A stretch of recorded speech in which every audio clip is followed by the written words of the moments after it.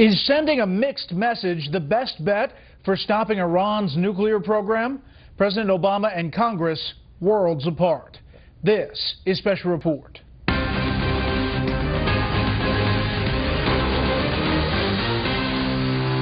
evening. Welcome to Washington. I'm Brett Baer. President Obama and his British counterpart, David Cameron, stand side by side physically and emotionally over how Congress ought to handle Iran. They insist the sanctions Congress wants to slap Iran with would blow up the already fragile nuclear deal and drive Tehran closer to a weapon. Chief Washington correspondent James Rosen is at the White House with our lead story tonight. After a working session in the Oval Office, President Obama and British Prime Minister David Cameron worked overtime to persuade the U.S. Congress to, as Mr. Obama put it, hold your fire on more sanctions against Iran. I don't question the good faith of some folks who think this might be helpful, but it's my team that's at the table. We are steeped in this stuff day in, day out. The president's remarks came one day after he attended a retreat with Senate Democrats in Baltimore. There, he exchanged words with New Jersey Senator Robert Menendez, leader of a large contingent of Democrats who are set to join the majority of Republicans in slapping fresh sanctions on Iran in the event Tehran fails to finalize a deal to rein in its nuclear programs. In a recent interview, Menendez told Fox News Iran is already escaping from the shadow of existing sanctions. Over time, the Iranian economy has now still in distress, but has, begun to create a degree of stability. Mr. Obama reportedly told his fellow Democrats he's ready to play offense, and publicly he renewed his veto threat, arguing that even if new sanctions would only take effect after nuclear talks with Iran were to collapse, Iran wouldn't see it that way, and the talks would be torpedoed immediately. Then the risks and likelihood that this ends up being at some point a military confrontation is heightened. And Congress will have to own that as well. Cameron confirmed that in an extraordinary move for a head of state, coordinated by the Obama White House, he's privately been telephoning United States senators on the matter. Not in any way, as British Prime Minister, to tell the American Senate what it should or shouldn't do. That wouldn't be right. But simply to make the point that it's the opinion of the United Kingdom that further sanctions or further threat of sanctions at this point won't actually help. With 6 world powers known as the P5+1 and comprised of the U.S., the U.K., Russia, China, France, and Germany, now knee-deep into their second year of highly technical and often tedious negotiations with Iran, conservatives wary of engagement with the Islamic regime are cautioning the president not to view sanctions, whether brandished before or after the talks, as a real deterrent to Iran's nuclear ambitions. And I think that's the general view in the intelligence community. They've had an economic effect, but have not slowed the nuclear program down. Senior White House officials tell me they are genuinely concerned about the Senate reaching a veto-proof majority for new sanctions, and that's why the president, in his remarks today, threw out there the time frame of 60 to 90 days, both to assure lawmakers there is an end point to the Iran nuclear talks, but also to show that Mr. Obama himself is growing impatient with Iran. Brett? James Rosen live on the North Lawn. James, thank you.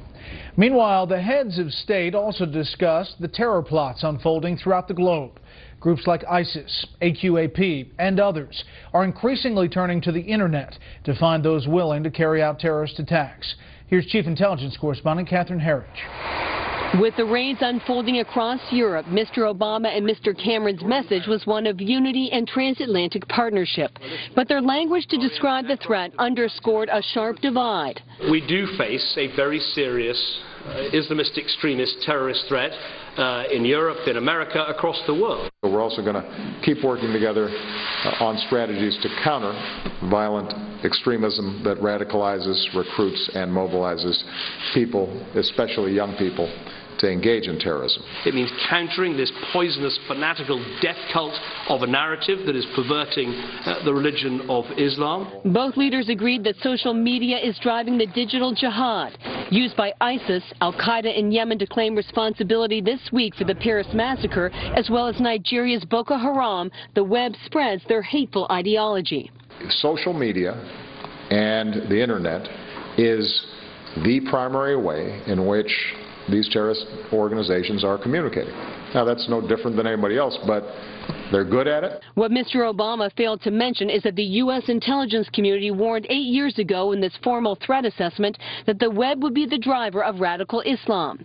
And while the president set out to reform controversial NSA surveillance programs, including the bulk collection of Americans' phone records after the Snowden leaks, today he and the Prime Minister said they need broad powers to collect, and they want more, not less, cooperation from the major Internet providers. We're not asking for back doors. We believe in very clear front doors through legal processes that should help to keep our country safe. And my only argument is that as technology develops, as the world moves on, we should try to avoid the safe havens that could otherwise be created for terrorists to talk to each other. Critics argue no amount of collection would have prevented the Boston Marathon bombing because it was a failure to share information by the FBI with Boston cops that allowed Tamerlan Tsarnaev to slip by law enforcement. An intelligence source emphasizes that command and control now means operatives are identified by a terror group, given training and financing, but the timing for the plot is left up to the cells. There is no phone call, email, or text for operational security reasons, Brett. Catherine, any update on these Gitmo releases? We know yesterday the administration threw out this number of 6% of the detainees they've transferred going back to the fight, but that's getting new scrutiny because the lion's share of the detainees were released under President Bush, and typically, from my experience, it's taken us several years for them to re-engage. And this week we confirmed here at Fox News the 2 former detainees are now running ISIS recruitment in Pakistan and Afghanistan. So when they go back, they really become rock stars in the jihadist world. We'll follow it. Kevin, thanks. You're welcome. Saudi authorities, citing medical reasons, have postponed the second round of public flogging for a blogger convicted of insulting Islam. Amnesty International says the authorities delayed administering 50 lashes to Raif Badawi because the wounds from last week's flogging hadn't yet healed properly. He was sentenced to 10 years in prison and 1,000 lashes for criticizing Saudi clerics. The U.S. military is planning to send up to 1,000 American troops to train moderate Syrian rebels in the fight against ISIS.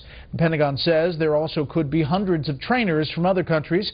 Saudi Arabia, Turkey, and Qatar have agreed to host the training that's expected to begin in the spring. A series of sweeps across Europe rounded up a number of terror suspects from plots old and new, from the Charlie Hebdo massacre to a major imminent attack next door in Belgium. Senior correspondent Rick Leventhal has details from Paris tonight.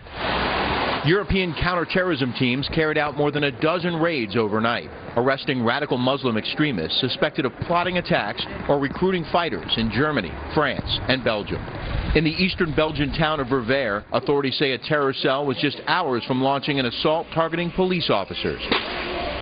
After a lengthy gun battle, 2 extremists were killed and another wounded. A total of 13 were arrested and multiple weapons seized, including AK-47s, explosives, cash, and police uniforms.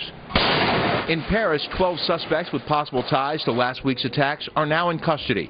Reportedly 8 men and 4 women, most already known to police for common crimes, now suspected of providing logistical support to the kosher grocery gunman Ahmedi Coulibaly. Secretary of State John Kerry made his 19th official trip to France 5 days after the mass unity rally that drew dozens of other world leaders. He visited the scenes of last week's terror attacks at the kosher grocery and magazine office, telling the foreign minister he couldn't make it sooner because of previously scheduled trips to India and Bulgaria. And he told French President Francois Hollande America shares his pain. I wanted to express to you personally the sheer horror and revulsion that all Americans felt for the cowardly and despicable act, the assault on innocent lives and on fundamental values. You got a friend, so not me a lot. Secretary Kerry brought James Taylor to perform You've Got a Friend for the people of France to help ease tensions. Meanwhile, the new issue of Charlie Hebdo, featuring a cover cartoon of the Prophet Muhammad, has sparked protests in Pakistan, Algeria, and elsewhere in the Arab world, with some clashes turning violent. Demonstrators burned flags and threw stones, calling the cartoon blasphemous and an assault on Islam.